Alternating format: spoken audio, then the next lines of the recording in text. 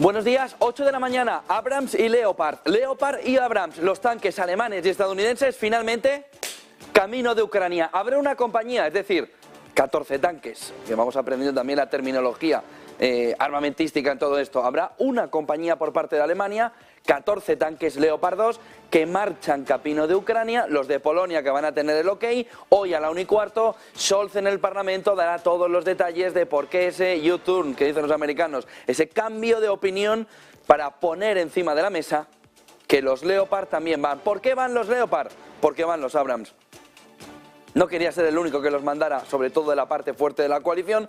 Estados Unidos acepta mandar los tanques Abrams M1 hacia Ucrania, de tal manera que el ejército ucraniano tiene para aprender, estudiar estos próximos días, que tiene que aprender a usar tanto los Abrams, que llevan un sistema, como los Leopard, que aparte de todo conducirlos, tienen otro sistema distinto. Tenemos una parte de la complicación solucionada. No hay ya más división en Occidente, se han puesto todos de acuerdo, volvemos al estadio inicial en el que la OTAN tiene una sola voz, tiene una sola postura, no tiene dudas, va hacia adelante. Pero nos surgen dos problemas. ¿Hasta qué punto esta decisión no es la famosa línea roja que ayer Rusia dijo que Occidente no había pasado, traspasado? ¿Hasta qué punto los Abrams y los Leopard no son el punto inicial del cisne negro que los mercados no quieren ni ver llegar, que es la escalada de la guerra en Ucrania? ¿Hasta qué punto los Leopard y los Abrams no vienen a configurar este momento en el que todo viene a más? Esperamos reacción de Rusia, aunque ya he dicho de antemano que no hace mucha gracia el apoyo de Occidente, tampoco iba a decir lo contrario. Y tenemos un verso suelto que empieza a coger el cuerpo que todo el mundo, a nivel geopolítico, esperaba que pudiera tomar. Turquía, quien hoy, desde distintas fuentes turcas y del entorno más cercano a Rusia, dicen que podría incluso abandonar la OTAN en 5 o 6 meses en el caso de que todo siga por el camino que va ahora mismo. Falta confirmar por parte del gobierno turco si de verdad esa posición pudiera estar encima de la mesa. Ahora mismo son globos sonda que van entrando en la fotografía que se va configurando. Clave fundamental del día, primera clave fundamental, los Leopard y los Abrams. Ecuación terminada. 1 más 1, un Leopard, más un Abrams, todos a Ucrania. Precios de producción en Reino Unido, 14,7%, va frenando, pero fíjense a qué ritmo. Se esperaba incluso que pudiera subir al 16,4%, se queda en ese 14,7%, está cerca de ese famoso 14,8% que nos estaba apuntando que los precios en producción iban a transferir también a los precios en el consumo. Reino Unido mensual, 0,8%, se esperaba que fuera más 0,1%, buen dato, el previo venía de 0,3%. La inflación empieza a desconfigurarse, empieza a perderse por el camino. Hoy podemos contar ya esta primera hora que gran parte del mercado en Wall Street está apuntando a que la Fed el 1 de febrero hará el último movimiento de tipos de interés al alza. Ojo, porque significa que va mucho más anticipado el movimiento de pausa por parte de la Fed de lo que se esperaba. La Fed realizará en febrero, según fuentes del mercado cercanas a la Reserva Federal, consultadas por Negocios Televisión, que la Fed tiene pensado hacer ya la última subida de tipos de interés. En parte, por lo que les contamos ayer, la inflación instantánea, no la inflación, el CPI convencional, estaría marcando una caída ya al entorno del 2%. Es decir, va a ser muy rápida la caída de la inflación si todo sigue como está. Si la guerra de Ucrania nos mete un impulso inflacionario debido sobre todo a la crisis energética, la fotografía puede cambiar. Pero la Fed realizará en febrero la última subida de tipos de interés de este ciclo. Empezaría la pausa y dejaría la siguiente reunión un movimiento ya totalmente parado. Hay que esperar a Powell. Semana que viene, 1 de febrero, aquí en Negocios Televisión, 8 de la tarde, con la decisión de la Reserva Federal, quizá histórica, planteándonos ya una pausa y pivote en el conjunto del mercado. Al día siguiente, la Reserva Federal, el Banco Central Europeo, después de la FED, va a seguir con el movimiento de alza muy fuerte del mercado. Pero este es el otro punto clave del día que los mercados están descontando. La FED realizará en febrero su última subida de tipos de interés. En un mercado que esta mañana viene sin tonterías, sin cuestiones intermedias. Tenemos ya los Leopard, vamos a ver el mercado aquí, y esos Leopard vienen además con un movimiento de ralentización de subida de tipos, pero el mercado ya lo tenía descontado. Nasdaq menos 0,65, SP menos 0,37, Dow Jones menos 0,22, aunque el mensaje en alguna parte del mercado dice estamos dejando el ciclo bajista para iniciar definitivamente un ciclo alcista en el mercado. Hoy Grahams dice que al mercado, ya no solo la banca privada norteamericana, Grahams dice que al mercado le queda un 17% de caída en este 2023. Vamos, el típico ciclo alcista del mercado, de menos 17%, era irónico. VIX arriba a 1,50, DAX menos 0,16, Eurostoxx menos 0,17. Gas natural que sigue con la tendencia de ese movimiento a la baja, y ahora hay que fijarse aquí, el movimiento de la gasolina, con lo que le vamos a contar en breve, que es cómo hay un diferencial entre el Brent y el diésel, porque el diésel necesita de una petición a la refinería con este Brent, quiero ese diésel. Ese spread está ahora mismo completamente disparado por la otra clave fundamental del día, el 5 de febrero. El 5 de febrero entra la conjunción total, el caos total alrededor del mercado de petróleo, que hoy sube un 0,53%, ha recortado algo en las últimas jornadas, West Texas en 80, y la visibilidad, el movimiento, la posición, la fotografía de que el 5 de febrero empieza el Armagedón del mercado energético vinculado al petróleo por la entrada en vigor de las sanciones y del tope, es decir, todo lo que se le pueda poner alrededor del refino. Y a partir de ahí, la duda fundamental, ¿va a faltar diésel en Europa, sobre todo en los países del norte? Ahora mismo empieza a haber escasez. ¿Quiénes han intentado aprovechar ya la fotografía para colarse en ella? Los trabajadores de las refinerías francesas, que inician huelga poniéndole más presión al conjunto del mercado del refino en Europa. Por ahora aguanta la planta del sur de Italia, planta rusa, Lukoil, que sigue manteniendo la fuerza de la refinería desde el sur de Europa. Ojo con Francia y ojo con los sustitutivos de todo esto, que se pueden imaginar de dónde vienen, de China, de India, del conjunto asiático, y se pueden imaginar aquí quién les manda a esos a Asia el refino, o el Brent para hacer el refino. Rusia. Lo contamos enseguida. Dólar abajo, 0,10, 101,58, euro más fuerte todavía que ayer, 1,094, camino del 1,10, porque si encima la FED, como les estamos diciendo, hace la última subida de tipos de interés el 1 de febrero, deja solo en la posición de halcón al Banco Central Europeo. Eso dicen los analistas. Si finalmente se confirma en la reunión del lunes, que lo dice Powell, que es la última subida, cosa que puede ser muy probable que no quiera decir nada de forward guidance en este aspecto, de qué va a hacer en las próximas reuniones, ya vendrán, o sí. Si el posicionamiento es decirlo, si el posicionamiento es apuntarlo, entonces ese euro con un Banco Central Europeo mucho más potente podría caminar, según los analistas, incluso al 1,15.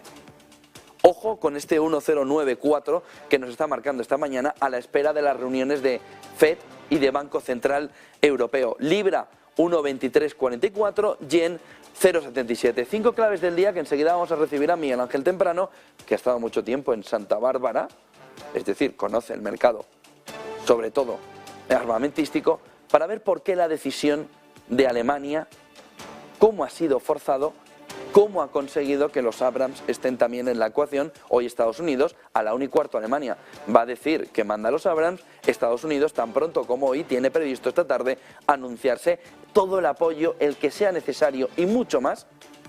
Parece que va a ser el mensaje de la Casa Blanca a Zelensky, a Ucrania, en la guerra de Ucrania? Vamos a ver la respuesta que tenga Rusia. 5 claves del día. La primera, que además la vamos a analizar con temprano, nada, en 5 minutos. Alemania fuerza a Estados Unidos a mandar sus tanques Abrams, cierra la crisis en el bloque occidental, que también era importante. Pero hay que plantearse por qué Scholz, que no podía dormir pensando en sus Leopard en Ucrania, ha dado ese giro tan fuerte. Es verdad que él había pedido no ser el único. Una vez que los Abrams van a caminar hacia allí, van a mandar 14 y 14, tampoco es que vayan a mandar una flota de 500 tanques, 14 y 14, una compañía y una compañía. España quiere mandar otra compañía, otros 14 tanques de los Leopard, que van a estar un mes reacondicionándolos, modelo esto que hace Amazon, ¿no? De hacer el reacondicionamiento y ahora te lo vuelvo a vender. Pues es lo que va a hacer España, los tienen allí aguardados y guardados, tardan un mes en reacondicionarlos y mandan, por lo que compañías y compañías de 14 en 14 van caminando los tanques camino de Ucrania para apoyar a Zelensky, para apoyar a Ucrania. Pero ahora lo veremos con temprano. Rusia dice que Occidente no ha traspasado todas las líneas rojas, pero sí alguna, lo decía antes de los tanques, posteriormente a los tanques, que la decisión no le gustó un pelo, lo considera una grave provocación. Han sido las palabras, las primeras que han llegado desde Rusia sobre la decisión que hoy se va a anunciar por parte de Alemania y de Estados Unidos de mandar sus tanques contra Rusia en la defensa de Ucrania. Y la duda ahora es si esa línea roja ahora está traspasada de una manera más grave. No ha traspasado todas las líneas rojas, ahora sí. ¿Se pueden imaginar que tanto el mercado como la geopolítica, como la geoestrategia está mirando esta mañana, desde ayer cuando se conoció, si lo que hemos empezado a vivir es la escalada del conflicto? Y podemos quitar además el nombre de escalada. Si lo que estamos ya empezando a vivir es la extensión del conflicto hacia otros países. Ayer circulaba el movimiento desde Bielorrusia que Ucrania le había pedido un pacto de no agresión. Oiga, esto empieza a parecer demasiado a otra época llamada siglo XX, donde lo habitual era el periodo de guerras o de entreguerras. Un pacto de no agresión, ofrecido, recogido o no recogido, significa que la marcha del conflicto va extendiéndose. La mancha del conflicto va extendiéndose. Y lo más cercano al conflicto se llama Europa. De tal manera que todo el movimiento que estamos viendo en este inicio de año de subida del mercado tiene un freno importante en la cabeza de los analistas si este conflicto, si el conflicto de Ucrania, si la guerra de Ucrania se extiende y por tanto camina hacia Europa. Si camina hacia Europa, lo que hemos vivido en el mercado es la última ensoñación de un año que va a ser bastante malo, pese a que se perciba que el ciclo ya está en movimiento alcista. Será alcista mientras no haya un cisne negro que se estampe económicamente contra las bolsas europeas. Si el cisne negro viene caminando hacia aquí con mucha fuerza, olvídense de lo que dice o deja de decir alcista o bajista, porque económicamente va a saltar todo por los aires como lo hizo el año pasado. Clave fundamental, ver a la 1:30 las palabras de Scholz, ver más tarde las palabras de Estados Unidos con los Abrams, ver la reacción de Rusia. Vamos a ver cómo empieza a configurarse. Ayer vivimos una de estas cuestiones raras de la tecnología que casualmente afectó sobre todo a grandes valores, en el que la bolsa de Nueva York investiga todavía cuáles fueron las causas del problema en la apertura del mercado en la jornada de ayer. Pero casualmente afectó a las grandes compañías de mayor capitalización. Se pueden imaginar que si han tenido o se han quedado pillados o les ha saltado un stop loss y han vendido sin querer, etcétera, etcétera, New York Stock Exchange, para que intente usted arreglar lo que ha sucedido. Pero ojo con lo que sucedió ayer, sobre todo lo que se tardó en reaccionar en un movimiento que pudo dejar a mucho inversor fuera del mercado, que les hizo una sacudida importante al que la New York Stock Exchange tiene que responder por un error claramente tecnológico. pero es que afectó sobre todo a las grandes compañías por capitalización. Lockheed Martin y Raytheon presentaron ayer datos de cómo iban sus resultados. En un contexto normal, estos resultados serían o medio pensionistas o en negativo. En un entorno de guerra, son protagonistas. Sobre todo, Raytheon, con un beneficio operativo que se disparaba un 127% en el 22 frente al 21. Y con Lockheed Martin, que ya ha subido mucho, con un movimiento que le pone en el entorno del 7% en el crecimiento trimestral. Fíjense, si nos vamos aquí a los gráficos de estas dos compañías que, como ven, van hacia arriba en el comportamiento, vamos a ver si podemos verlas year to date, y vemos el comportamiento que han tenido, sobre todo mirando desde el inicio de la guerra. Aquí lo estamos haciendo un pelín pequeñico, pero fíjense el comportamiento, por ejemplo, de Raytheon desde el 2021, sobre todo con el movimiento aquí. Fíjense también en el comportamiento year to date que tiene Lockheed Martin desde el inicio del año hasta la presentación de resultados en la jornada de ayer. Bueno, es que se nos sale hasta del mapa el movimiento de Lockheed Martin. Vamos a achatarlo un poco. El movimiento en octubre, el movimiento sobre todo en el inicio de la guerra, vamos a hacer un pelín más grande. Y aquí vemos el comportamiento que ha tenido la acción de las compañías, sobre todo viendo desde el inicio del año el movimiento, a pesar de que ayer se esperaba un comportamiento todavía mejor de Lockheed Martin. Pero ese 7% trimestral nos va dando la referencia de que las compañías están consiguiendo recuperar parte de la fotografía. La otra fotografía que empieza a enturbiarse por esta demanda del gobierno estadounidense a Google por monopolio en la publicidad es precisamente la del mercado publicitario en un entorno como el actual. Se le pone el foco a Google para ver de qué manera se puede abrir más a la competencia la tarta publicitaria. Vamos a ver cómo queda el caso, pero sin duda es uno de los protagonistas también en la mañana. Miren un solo detalle antes, en el siguiente gráfico, antes de marcharnos con Miguel Ángel temprano, para ver el detalle de la decisión entre Alemania y Estados Unidos, que es la clave fundamental que también mueve a los mercados esta mañana.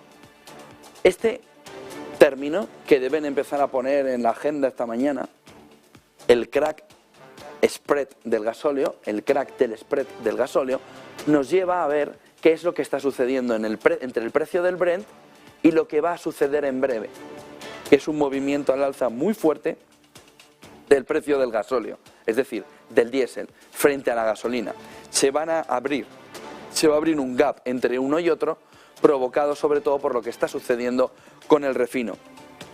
5 de febrero entra en vigor el embargo al refino ruso y a partir de ahí, dicen los analistas, entramos en el Armagedón del precio precisamente del diésel. Commerzbank apunta que el precio del gasóleo ha vuelto a superar los $1.000 por tonelada por primera vez desde noviembre del 2022, con un comportamiento alcista. Como clave fundamental, esta prima del precio del gasóleo, que en comparación con el propio precio del Brent, lo que se conoce como el crack del spread del gasóleo, supone ya $40 del barril. Es decir, hay un spread entre yo tengo el Brent, pero ¿quién me lo convierte en diésel? Ese. Pues ese ahora dice $40 de diferencial, de spread, o yo no convierto eso en diésel. De tal manera que va aumentando la presión ante la escasez y sobre todo en Europa, donde, como les decía antes, en Francia los trabajadores empiezan una huelga precisamente en la principal refinería francesa, aguanta Italia en la antigua refinería rusa, expropiada, para poder seguir con el refino, y a partir de aquí, ¿quién trae el Brent o el refino directamente al conjunto europeo? Bueno, pues la jugada maestra, entre comillas lo de maestra, viene en que Europa le está pidiendo sobre todo a países de Asia, pero entre ellos China, que les ha dicho ya que no se lo quiere volver a mandar, India y otros países, que le manden refino. ¿Dónde está la trampa? La trampa está en quién les manda el Brent a esos países. ¿Y quién les manda el Brent? Rusia. De tal manera que el 5 de febrero, enseguida, entra en vigor el embargo al refino ruso, pero no vamos a dejar de consumir refino ruso. Lo que pasa es que le cambiamos el made in. Made in China, made in India, ya. Pero el Brent, ¿de dónde viene? De Rusia. ¿Y qué es lo que va a provocar en Europa? Un aumento de los costes enormes. Por una razón muy sencilla, el refino va primero a Asia, en Asia, el Brent va primero a Asia, refinan ese Brent en diésel, tardan un mes en barco en traerlo a Europa, ya pueden empezar a pedirlo, o ya pueden haber empezado a pedirlo, y entonces Europa consume, con el cinismo propio económico de Europa, el refino ruso, pero refinado por países asiáticos. De tal manera que tiene el spread de $40 multiplicado por X. ¿Y X cuánto es? Lo que les dé la gana a los de Asia. ¿Por qué? Primero porque es ruso y tú lo sabes. Entonces, ¿qué me estás contando? Encima que te refino el crudo ruso y lo puedes usar, encima no te quejes. Y punto número 2. ¿Cuánto cuesta, en lugar de traer directamente el Brent y refinarlo, o traer el refino directamente desde Rusia, mandarlo primero a otro país y que ese otro país tarde un mes luego en barco en mandártelo? Se lo pueden imaginar. Los cálculos están en torno al 35-40%, que parece ser la cifra dorada que le gusta a Europa pagar de sobrecoste por hacer su cinismo económico. 5 de febrero nos quedamos sin refino ruso, pero ya vendrán otros a refinar el crudo ruso y mandarlo a nosotros con un lacito así. Mire, qué bonito. A consumirlo. Suministros de diésel ya escasos, por eso hay que tirar del cinismo económico y coger el refino ruso, aunque venga de otro lado, pero que no venga directo de Rusia. Podría peligrar incluso en varios países europeos durante febrero que haya diésel en determinadas gasolineras. ¿Dónde? Norte de Europa. Por eso todo el esfuerzo está en, desde Italia al norte de Europa, el refino, en barco, todo lo que se pueda a la zona de Holanda para que Holanda reparta. Sube el petróleo a partir del 5 de febrero, lo estamos viendo en las últimas semanas, los precios del transporte también están subiendo, los camiones cisterna también están subiendo el precio, se elevan los impuestos sobre los combustibles porque los que gobiernan son así de inteligentes, para encarecerlo todo un poquito más, y alzan los salarios en el sector por la presión, por ejemplo, en la refinería de Francia, que ha sucedido ya en Italia y que va a suceder alrededor de toda Europa, donde el refino toca. Con lo que la conjunción de la subida del precio del petróleo, de los precios del transporte, de los camiones cisterna, de los elevados impuestos sobre los combustibles, el alza de los salarios y el crack spread del gasóleo, nos pone el 5 de febrero ante el Armagedón del precio del refino, que puede darle un golpe a la inflación muy potente en Europa, que el Banco Central Europeo ya está vigilando. 8:23 de la mañana, mucho cuidado con esto en los próximos días. Miguel Ángel Temprano, muy buenos días. ¿Qué tal? Muy buenos días, Antonio. Miguel Ángel Temprano, que además ha estado en ese entorno de Santa Bárbara, ¿no? Trabajando durante muchos años. No en el entorno de Santa Bárbara, yo dirigía yo dirigía explosivos a la vez, situé la división de defensa de la actual Maxan, antigua Unión Española de Explosivos, que para los viejos del lugar era Explosivos Río Tinto. Por lo que acudimos a Miguel Ángel Temprano para que nos explique qué es lo que ha sucedido en los últimos días, por qué Leopard, Abrams, Miss Leopard, pero solo si iban tus Abrams, y al final Estados Unidos cede en mandar 14 Abrams, una compañía, y Alemania cede también en mandar 14 Abrams, una compañía. ¿Esa es la fotografía de verdad o qué hay en la trastienda de lo que hemos vivido en las últimas horas y en los últimos días? Bueno, la cosa es bastante más compleja. Yo daba por hecho desde el primer momento de que Alemania iba a ceder inclusive si los americanos no enviaban un solo carro de combate. El mercado de los carros de combate es bastante más complejo que otra cosa. Nosotros vemos un mogollón de acero moviéndose a 64 toneladas, moviéndose a una velocidad, pero realmente la cosa va un paso más allá. Los carros de combate igual que los aviones, que son plataformas de disparo, lo que tienen alrededor suyo son algo muy complejo, que son los sistemas de armas. De tal manera que tú puedes entregar cualquier carro de combate, un M1 Abrams americano, un Leopard 2 alemán o inclusive un Challenger inglés, y no vale para absolutamente nada si el sistema de armas no está perfecto, está sofisticado. Es por eso por lo que hablan de entrar. Os aseguro que cualquier persona que esté en medio habilitada es capaz de mover un carro de combate. Otra cosa diferente es capaz de mover un carro de combate en combate y hacer que aquello funcione adecuadamente.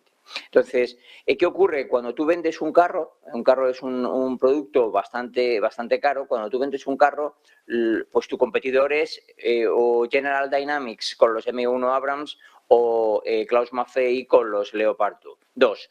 Entonces, si tú dejas de vender porque tú no vas a permitir la reexportación, mejor dicho, la reventa de ese producto en un estado ya, bueno, pues porque igual que los aviones, cuando el producto empieza a estar obsoleto, pues determinados países se los dan a otros porque ya no vale. Si el productor o el que tiene la patente no te lo permite, no vas a vender ni uno más. Por lo tanto,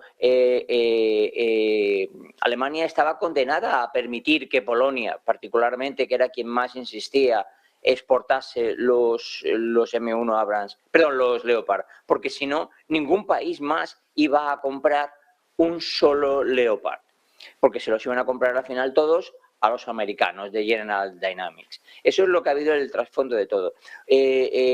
Una compañía de carros es una cantidad irrelevante.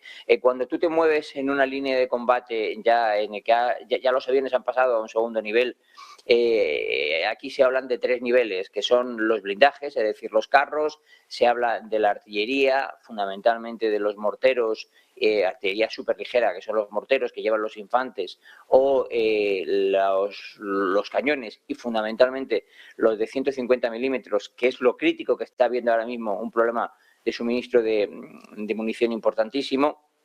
Y luego los soldados de a pie, los infantes. Ese es el movimiento. Entonces, hombre, los carros no van a desnivelar la guerra, ni muchísimo menos. Lo que van a intentar es igualarla. Y no nos olvidemos que adicionalmente el problema que tienen los rusos es que están manejando un material extremadamente obsoleto. Cuidado, no menos obsoleto o no más obsoleto del que le vamos a entregar a los ucranianos, por 2 motivos. Primero, porque obviamente ni los americanos ni los alemanes le van a entregar los sistemas de armas de última generación, por 2 motivos. Primero, porque no quieren que caigan en manos rusas y que puedan ser analizados, y en segundo lugar, porque la formación de los tripulantes, que son 4 en ambos casos, es una cosa bastante compleja que no se hace de un día para otro. En este entorno, Miguel Ángel, ¿cuál sería la fotografía que nos quedaría? Porque al final una compañía tampoco parece que vaya a ser la solución de los problemas si Rusia está destruyendo en el entorno de 140 tanques al mes. De tal manera que puede ser este el primer capítulo de una serie muy larga en la que cada mes se están pidiendo más Leopard y más Abrams, ¿no? Lo primero que va, o sea, el que entreguen, me parecen que ha sido 14, ¿no? 14, yo lo que leí en el Wall Street Journal que eran 14 M1 Abrams y 30 Leopard 2. O sea, bueno, irrelevante, una cantidad ridícula. Lo que hay de crítico en esto, lo que hay de crítico es que se abre la puerta a que los propietarios, a que los países que tengan estos carros de combate los puedan exportar. Cuando tú firmas un contrato de compra, firmas un contrato donde te comprometes a no exportar el producto, pero no solamente los carros, no solamente los aviones, cualquier pieza o sea, cualquier arma o cualquier pieza que tú vayas a meter en el arma para lanzarla, cualquier munición. Es decir, eso es un requerimiento crítico de cualquier país que se precie. Mira, los mayores exportadores del mundo de armamento son con mucha diferencia los israelitas, y los israelitas controlan mucho a quién le venden y qué van a hacer con el armamento que le venden, igual que los americanos, igual que cualquier país europeo, ¿no? Es decir, ese es el primer requerimiento. Lo que se está permitiendo realmente es que el resto de los países que tienen los carros de combate los puedan entregar a los ucranianos. Eso es lo que se va a permitir. Por lo tanto, mira, se calcula que aproximadamente Europa tiene unos 2.000 Leopard en existencias. Obviamente, no todos están en las mismas condiciones de mantenimiento, no todos tienen la misma versión de los sistemas de armas, bueno, de todo hay, ¿no? Lo que creo que va a ocurrir es que ahora poquito a poco se les va a ir entregando a los ucranianos pues Leopard, digamos, sencillos, con sistemas de armas sencillos. Lo que sí que van a permitir es algo que habrá visto la gente en la televisión, que es como una especie de tabletas de chocolate que se les pone alrededor del carro. Bueno, pues he descubierto, eso es un sistema de que lo que hace es que cuando tú lanzas una pieza, pues generalmente de mortero o una pieza de artillería contra el carro, lo que hace es que estalle fuera del blindaje. Es un contrablindaje. Bueno, los rusos se ha llegado a decir, y me lo creo, que ponían piezas de plástico porque tenían un mantenimiento tan malo que sus carros no estaban para combatir ni muchísimo menos. Pero claro, entre nada, esto es como lo del ciego y el tuerto, ¿no? Pues, o sea, pues yo creo que lo que va a ocurrir es eso. Vamos a ir a empezar entregándole poco a poco, cada vez más en función de cómo ocurra, de cómo se mueva la línea de combate, si es necesario o no, porque ya piezas de mortero, piezas de artillería. Un pequeño detalle para que todo el mundo lo entienda. Los rusos están disparando del orden de 40.000 piezas, o sea, munición de artillería al día. Los americanos fabrican al mes 15.000. Se les han acabado las existencias hace muchísimo tiempo. Estabas hablando del petróleo. El petróleo, yo creo que una de las cosas que más ha influido es que en la jugada ha entrado Irán, siendo suministrador fundamentalmente de dos cosas: de piezas de artillería media de 150 milímetros a los rusos y de drones suicidas, que fue un arma crítica en una fase de la guerra. Eso hizo que los saudíes, que son sus principales enemigos, dijesen: muy bien, claramente nos tenemos que poner otra vez del lado de los americanos, no podemos seguir presionando que el precio del petróleo suba y se vaya por encima de los $90. Esto es un mundo de geopolítica brutal. Dejabas una frase entre medio del discurso que a mí se me ha quedado y que te quería preguntar para que nos aclararas. Lo que estabas diciendo es que esto solo sirve para igualar, has dicho. Eso es así. Solo sirve para que no esté en desventaja Ucrania, solo sirve para igualarles a Rusia y a Ucrania en la batalla. Sí, vamos a ver, en cualquier guerra lo primero que entra en juego, con mucha diferencia siempre, son los aviones. Vamos a poner un ejemplo. Ahora mismo Turquía ha puesto como condición para permitir que Suecia y Finlandia entren en la OTAN de que los americanos le vendan, y ahora voy a explicar por qué es importante que sean los americanos, le vendan, bueno, ellos han querido los F-35. Ahora mismo vi el fin de semana la película de Top Gun, me hacía mucha gracia porque hablaba precisamente de los aviones de quinta generación. Ahora mismo en aviones de quinta generación están los F-22 Raptor y los F-35, ambos fabricados por Lockheed Martin. Son aviones que tienen aproximadamente unos, yo creo que 9 o 10 años de puesta en servicio. Los americanos les han dicho a los turcos que sigan soñando. Y entonces les han ofrecido entregarles F-16, que son aviones que tienen más de casi 40 años de antigüedad. Obviamente se los van a fabricar nuevos, pero son aviones muy, muy, muy antiguos. Es decir, en una guerra tú necesitas piezas, primero, para combatir de una manera igual. Y luego, claro, la siguiente es que tus elementos estén por encima de los otros. Claro, en un combate, en la película se ve, no es real lo que está diciendo, entran en combate con F-18 muy antiguos porque dicen que los F-35 no son capaces de entrar donde ellos quieren entrar por el sistema de vuelo. A todo aquel que lo vea que se fije en lo de los aviones de quinta generación, ¿no? Pero que luego dice, el Tom Cruise dice, en un combate aéreo no tenemos ninguna posibilidad de combatir un F-18 contra un F-35 nuevo. Pues más o menos es igual. Más o menos ocurre con los carros igual. Los carros de combate, si tú no tienes carros, los carros van a avanzar, porque, bueno, pues tú intentarás de alguna manera que disparándoles, intentar inutilizarles, pues fundamentalmente yendo a los puntos más débiles, que serán pues las cadenas, cosas de estas. Realmente lo que estarás es inutilizando su movimiento, no destruyendo el carro, porque no tienes pieza para destruir el carro, porque tus drones valen para eso, para inutilizarlos, disparar a las partes más débiles del movimiento. Con lo cual, ¿tú qué le tienes que entregar a los ucranianos? Algo del mismo calibre, algo para igualar. No pretendo entregarle un Leopard con un sistema de armas nuevo que se cepilla a un carro ruso a la primera de cambio porque están completamente obsoletos todos, pero sí para que al entrar en combate estemos igualados. A su vez, ambos tienen piezas de artillería. Fundamentalmente, acabo de decir que los rusos emplean muchas porque se las suministran los iraníes, pero bueno, al fin y a la postre, la cantidad es importante, pero no es crítica. Y luego entra en juego el tercer factor, que es muy crítico, que son los soldados, los infantes. Y ahí los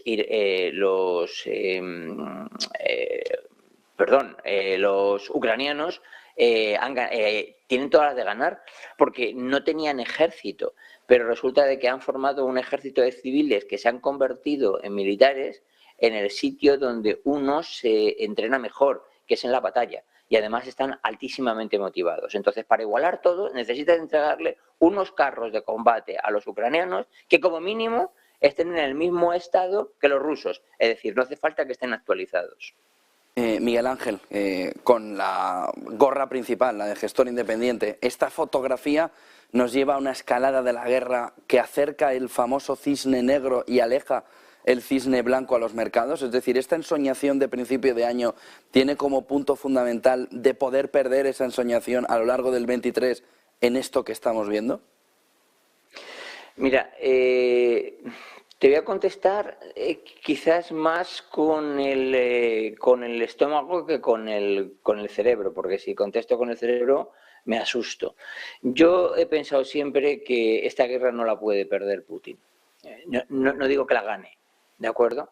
Este es un señor donde si pierde no hay más que estudiar un poco. Estoy leyendo un libro. Mira, curiosamente lo tengo encima de la mesa, que más recomiendo a todo el mundo, se llama El último imperio, que es la caída del Imperio Soviético. La caída del Imperio Soviético en los últimos años, ¿no? Entonces te das cuenta de que el golpe de Estado, los tíos de la KGB, con todo esto, yo no creo que la pueda perder, porque si la pierde yo creo que terminará, no solamente Putin, sino luego todo su entorno, ¿no? Empleará algo que a nadie quiere, que no quiere ni hablar de ello, ¿no? Que es armamento nuclear, efectivamente. Entonces, por eso te digo que te voy a contestar con el estómago, porque con el cerebro te diría eso. Entonces, vamos a suponer que la guerra se medio estabiliza y te estoy hablando lo que me encantaría, ¿no? Se medio estabiliza y que, bueno, pues entra este hombre en razón y que llegan a algún tipo de acuerdo, te entrego parte del Donbass y así, y la cosa si ocurre eso, los mercados van a volar, van literalmente a volar. Si ocurre lo primero, Dios nos coja confesado a todos, porque la situación puede ser muy complicada. Lo que sí puede hacer es que este año sea muchísimo más volátil, porque si los rusos empiezan a ir perdiendo cada vez más posiciones, retrasando sus líneas de combate, es decir, perdiendo la guerra, lo que vamos a encontrarnos clarísimamente es en mensajes que asusten a la gente, no ya a los mercados, a la gente. Y al final los mercados son la gente que compra y que vende en ellos. Y nos podemos encontrar con una volatilidad extrema. Algo que estamos diciendo que, porque además si te das cuenta se nos ha olvidado, hemos dicho todos los gestores y los analistas, no, mira, la inflación la descontamos porque va a estar controlada. Curioso, no lo está, pero bueno, como va a estarlo, la descontamos de la ecuación. Ahora miramos el no sé qué, el no sé cuántos, el tal y el pascual. Pero se nos han olvidado dos cosas. Una, el COVID, donde no tenemos muy claro qué pasa con los rusos, con los chinos, si se van a morir o no se van a morir. Hemos dicho por hemos dicho que los tíos más mentirosos del planeta, que los han engañado con el COVID, cuando han abierto las puertas, han dicho que está todo controlado y no lo hemos creído. No lo sabemos, veremos cuando acabe las vacaciones del año lunar, si es verdad o es mentira. Pero ya todos nos hemos creído que los chinos no mienten. Y luego lo de la guerra es como si a nadie nos importase. También está como descontado. Pero ¿y esto se va a acabar? ¿No se va a acabar? Pues nadie. Es decir, tenemos una facilidad para olvidarnos, no descontar, olvidarnos de factores totalmente críticos a la hora de meterlo en el escenario del corto y el medio plazo, que como cualquiera de estas cosas salgan mal, estas que estamos literalmente olvidando, apaga y vámonos. Apaga y vámonos. Entonces, puede ser, no sé, puede pasar absolutamente de todo. Por eso a mí cuando me preguntan a un año vista, digo, pues si es que no soy capaz de ver a 2 meses vista. Fijaros lo que estaba pasando ahora. Vamos a ver cómo reaccionaron los rusos. No digo dentro de 15 días. En unas horas. La noticia de los M1 Abrams y de los Leopard es de hace nada. Entonces, hablar a larguísimo plazo, ¿cómo va a afectar? Bueno, pues, por ejemplo, todos hablábamos de un petróleo que se nos podía ir por encima de 120, porque los saudíes no tragaban. Bueno, pues fue necesitar armamento de artillería y drones los rusos y que los iraníes se lo diesen para, en ese momento, estabilizarse el precio del petróleo. Porque los saudíes dijeron, si los iraníes entran en juego, ya entonces vamos a putear a los rusos. O sea, y eso ninguno lo teníamos en nuestro escenario. El escenario geopolítico, digo siempre, que es lo primero que tenemos que mirar, pero se nos olvida. Es decir, somos tan cortoplacistas que todo aquello que es un poco duradero tendemos a olvidarlo, aunque no se haya solucionado. Miguel Ángel Temprano, gestor independiente, gracias por madrugar y por acercarte a estas horas a darnos luz, sobre todo con tu conocimiento del sector aquí en España, siendo una de las personas que han estado más cerca de este negocio. Buen día y buen negocio, Miguel Ángel. Muchas gracias, igualmente, un abrazo. Bueno, y como no vienen las noticias nunca solas, en lo negativo, o en el lío, o en el barullo, que hoy nos va a abrir dentro de 18 minutos los mercados en Europa, ha hablado Stoltenberg, que normalmente sube el pan cada vez que sale a hablar, y ha dicho una de esas cosas que hay que leerlas 5 o 6 veces para poder entender qué es lo que nos está queriendo decir el líder de la OTAN, Jens Stoltenberg, que no es más que un portavoz de Estados Unidos, Europa, de Occidente, al frente de la organización del Tratado del Atlántico Norte. La OTAN, dice Stoltenberg, no fue ni será parte del conflicto de Ucrania.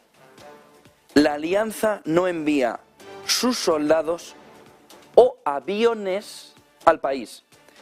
Está queriendo decir Stoltenberg, por un lado, que son los países los que están mandando los tanques, pero que los tanques no son la pieza fundamental para identificar que un nuevo país, o en este caso la OTAN, habría entrado en la guerra de Ucrania siendo ya parte, sino que echa balones fuera Stoltenberg diciendo que ni soldados ni aviones han sido enviados por parte de la OTAN, que sí sería el momento en el que entendemos que ahí sí Stoltenberg asumiría que la OTAN ha entrado en la guerra de Ucrania. Y dice, ni fue, ni será, ojo, ni será parte del conflicto en Ucrania. La alianza no envía sus soldados o aviones al país. Holanda ha reaccionado a la noticia ayer o al movimiento de Alemania, que hoy a la 1:15, solta, al movimiento de los Leopard. Holanda planea no enviar sus tanques Leopard, no. Planea comprar 18 tanques Leopard de Alemania, un poquito más de una compañía, y transferirlos a Ucrania. Acaba de decir el primer ministro Mark Rutte en una entrevista al Frankfurter Allgemeine Zeitung, que estaría dando el siguiente paso de los miembros de la alianza, aunque fuera por separado, como diría Stoltenberg, que es comprar nuevos, tecnología, como nos ha dicho Miguel Ángel Temprano, muy diferente a la que se va a mandar, nuevos, con mucha más potencia, para ser enviados a Ucrania.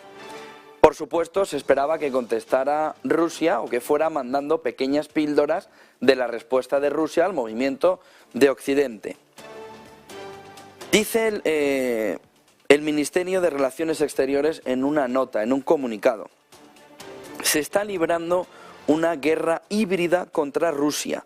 Las discusiones sobre líneas rojas, que lo comentábamos hace unos minutos, las discusiones sobre líneas rojas son cosa del pasado. Es decir, se habrían traspasado todas.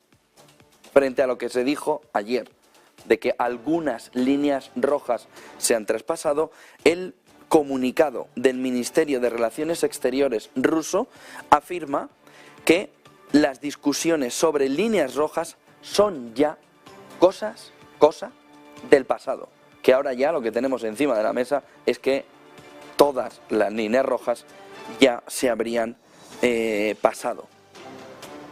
Dice también el diario ABC, no el español, sino la tele norteamericana, perdón, citando a un funcionario estadounidense, que Ucrania recibirá tanques en un año, porque hay que celebrar contratos con los fabricantes. De ahí también la necesidad. Washington Post también está diciendo que no se entregarán hasta primavera, que tardarán por la necesidad también, la urgencia de hacer cuanto antes ese acuerdo. 8:46, enseguida tenemos a José Luis Orella, pero nos hemos dejado gráficos por un lado y a Eva pendiente también de darnos un minuto y resultado muy rápido de cómo todo esto está afectando al mercado. Eva, buenos días. José Antonio. ¿Cómo impacta? Bueno, pues estamos viendo cómo los futuros europeos se mantienen con esa caída que se anticipaba, es verdad, con caídas algo más moderadas, 0,11% en el caso de los futuros del DAX, los del IBEX 0,14% de retroceso, mientras que vemos que entre los principales índices americanos los futuros también anticipan caídas, pero más severas. En el caso del Nasdaq del 0,57% y en el caso del S&P del 0,32%. Todo esto en una jornada en la que venimos de esa futuros, como decimos, con caídas y en el que hemos visto como el mercado asiático, que es el que ha estado cotizando esta mañana, ha visto como el índice Nikkei en Tokio ha avanzado ese 0,35% hasta los 27.395 puntos en una jornada en la que hemos visto signo mixto en la tecnología, pero que es uno de los que sigue siendo el que capta el protagonismo. La Acertec, que suele ser el que aglutina mayor volumen de negociación, avanza en 1,5%, mientras que SoftBank cede ese tímido 0,06%. Las principales plazas chinas están cerradas todavía por esa festividad del Año Nuevo Lunar e importante hoy, más allá de cómo vayan cotizando esas tensiones geopolíticas, también los protagonistas con nombre propio, porque por una parte teníamos en la resaca de Wall Street, viene la tecnología, esas Big Tech, hoy presenta Tesla, ayer veíamos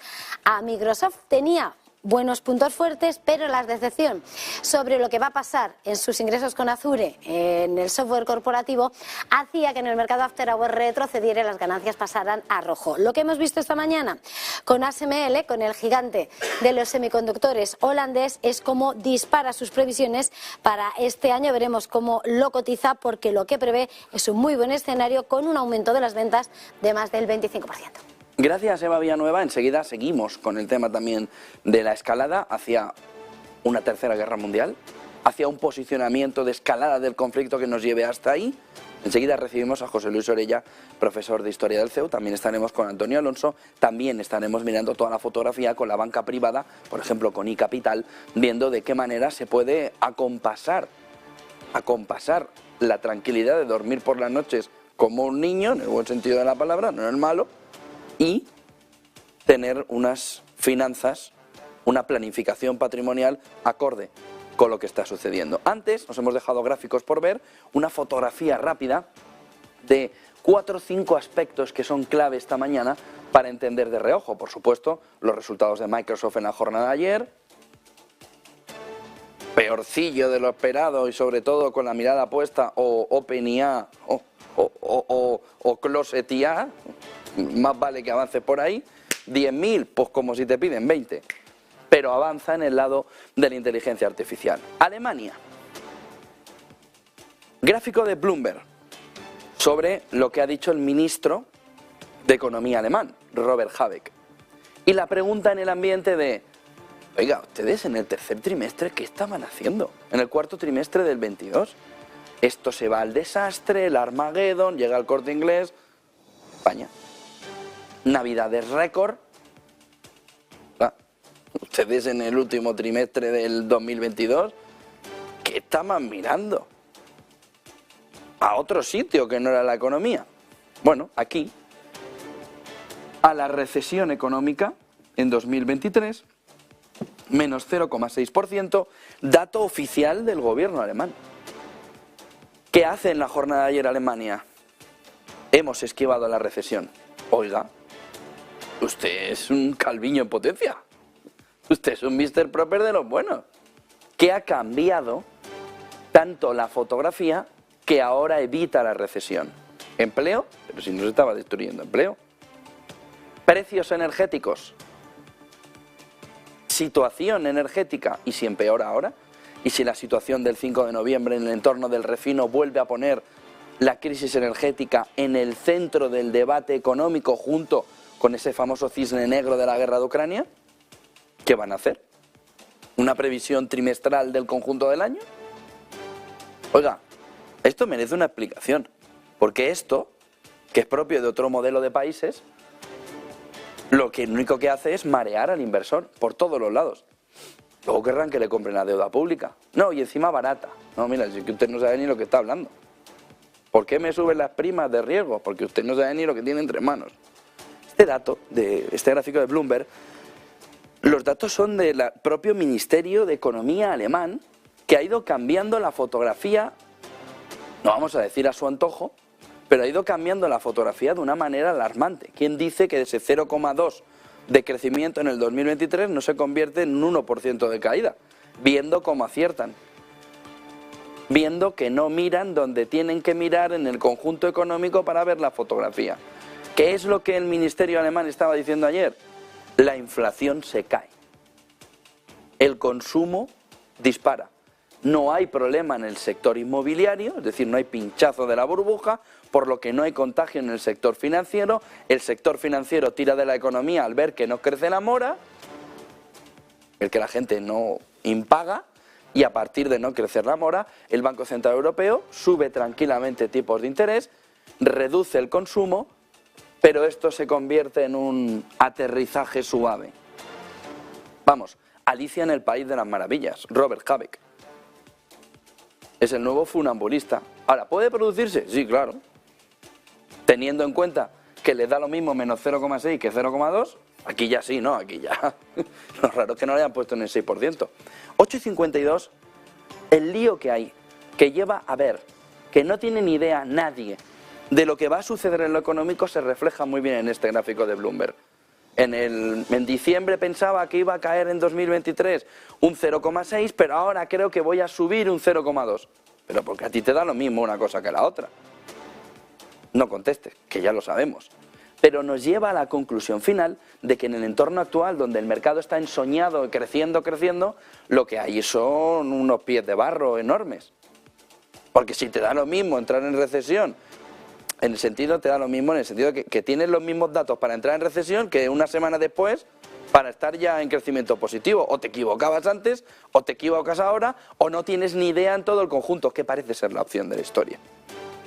Que nadie tiene ni idea, por no añadirle un adjetivo más, a lo que está sucediendo para entender si de verdad vamos a una recesión anunciada y vista en gráficos, que es recesión, y que ahora mismo con el mismo argumento, bueno, un slow pace. Y dices, ¿pero qué me estás contando? O antes no ibas a recesión, o ahora no haces slow nada. O antes nos tomabas el pelo y te has forrado por el camino alguien, o ahora estás confirmando que no tenías ni idea, ni ahora ni antes. ¿Cuándo lo vamos a descubrir? En 2 meses. Bueno, perdón, antes. Cuando vuelvan a cambiar la previsión porque no tienen ni idea. Y vuelvo a repetir, es que es el ministro. No es la banca privada norteamericana, suiza, inglesa, española, no, que es el ministro. Nada, en unos días. Ya no estamos mal, como Laporta, estamos fenomenal. Miren el siguiente gráfico. Vamos a ir rapidito y entramos con Orella a ver escalada. Porque todo esto está en un entorno en el que el cisne negro está ahí caminando, como el suelo que tenemos aquí. Venga, ¿y dónde está? No lo veo porque es negro el suelo también y no lo consigo distinguir. Pero que no es blanco, seguro. Que el cisne no es blanco, seguro. Tanto como que este suelo no es blanco. Entonces, oiga, caminamos hacia el cisne negro, no lo sabemos, pero el blanco se ha pirado. El blanco no le gusta a la temperatura a la que está el agua y se ha ido. Se nos ha quedado el negro. El cisne negro en este entorno. Miren, sin embargo, bono basura estadounidense ignorando totalmente que haya recesión en Estados Unidos. 2008, que hizo el bono basura, ¡boom! Que hizo en el 2000 con la crisis tecnológica, sobrellevarlo. Era muy en lo tecnológico.com. 2008, movimientos mayores, fíjense dónde está la media, estamos por debajo de la media. COVID, estamos por debajo de la media. Bono basura norteamericano, mostrándonos que o el cisne negro es así de grande y nos va a estampar en la cara, o sin cisne negro no hay recesión. Dando la razón al ministro alemán. Oiga, es que una vez que no hay crisis energética, una vez que la inflación está controlada, aunque no lo digan los bancos centrales que nos quieren seguir tomando el pelo, con todo eso no hay recesión. Y el inversor se ha creído no hay recesión. Y no solo no hay recesión, sino que los bancos centrales están aquí para juguetear. Y van a hacer ¡pum! Miren el siguiente gráfico, que nos está marcando también esta mañana. Decía SML Eva Villanueva que está sucediendo en el inicio del año, hasta sobre todo en el final del 22, donde ha sido desde el suelo, es decir, elecciones de midterm, 14 del 10 del 2022, tocamos suelo, los ponemos a todos en 100, ¿y cuál es el sector que está recogiendo las mayores subidas? Semiconductores, 29% desde el suelo. No desde el year to date, no desde el inicio del año, desde el suelo. Semiconductores a volar. 29%. Industriales, financieras por subida de tipos de interés, energéticas porque sigue la fiesta en lo suyo, IT porque hay un movimiento claro después de ver ChatGPT, OpenAI, Microsoft, etcétera, que ahí hay un camino no de gafitas tontas, sino de verdad de negocio. Y junto a ello, utilities que siguen en la fiesta, SP500. Desde el fondo, desde la parte baja, un 11%. Semiconductores, 29%. Gran protagonista en este año. ¿Cuál es la clave de que si los Leopard, que si el OpenAI, que si el cambio tecnológico provocado por semiconductores, una vez que la cadena de suministro se ha descomprimido y ya se puede vender? Una vez que toda esa cadena está ya deshilachada, ya está bien, semiconductores protagonistas en este entorno. Miren el siguiente gráfico, vamos enseguida con Orella. Precio del petróleo, tanques en la sombra y el nuevo mantra que está a puntito de aparecer. Se lo avanzamos, no en exclusiva de la broma, se lo avanzamos ya, está a punto de llegar. Me lo dejo para dentro de un minuto. Precio en los Urales del Brent, precio del Brent. Brent de los Urales, Brent normal.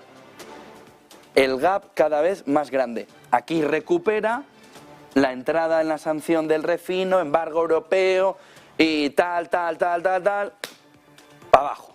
¿A dónde? Al tope. Por debajo del tope. Aunque el Brent hacia arriba, aquí se ve ya que en los $60 la cotización del Brent va a estar como máximo, ¿vale? Muy bien Europa, muy bien Occidente, lo decimos un poco en tono irónico, pero ¿a qué precio está vendiendo de verdad Rusia?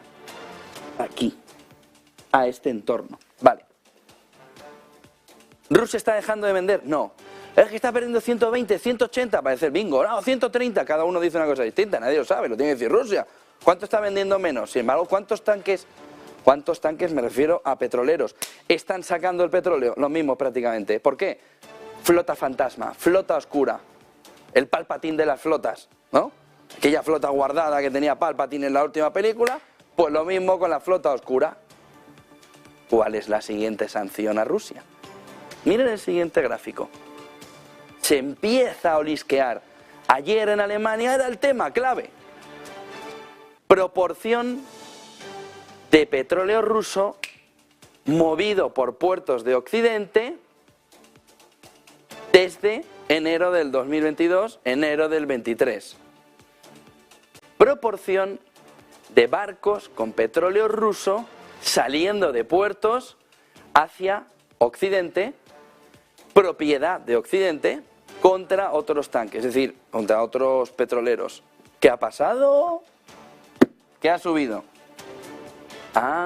Y aquí viene la conclusión clave, que ayer en Alemania, IEF y otros institutos, este gráfico es de IEF, de Robin Brooks, lo que nos está planteando es qué sanción es la que a Europa se le ha escapado en todas las sanciones múltiples que había. Si me vas a prohibir subir a tus metaneros mi petróleo, y yo te estoy diciendo que me estoy haciendo una flota como la de Palpatine en el planeta ese lejano, de petroleros para seguir ganando dinero y no caer ni un ápice ni un dólar en lo que ingreso, ¿cuál era la sanción que nadie vio en Europa ni en el G7? Porque estaban allí en el campo y todo, ¡ah, qué bonito, todo verde! Y no piensan cuál era la puñetera sanción que le tenían que haber puesto a Rusia al hilo de todo esto. No puedes venderle barcos que transporten petróleo a Rusia. Me ahorro el adjetivo calificativo, pero se lo pueden imaginar. Con lo que Rusia está haciendo una flota en la sombra, comprándole los barcos a Occidente que ya no va a usar en transportarles el petróleo. Muy bien, von der Leyen. Muy bien, Biden, figuras. ¿Pero qué hacíais en la reunión del G7 sin estar planteando que Putin podía hacer una flota en la sombra para coger el petróleo y trasladarlo igual? Mirando el campo.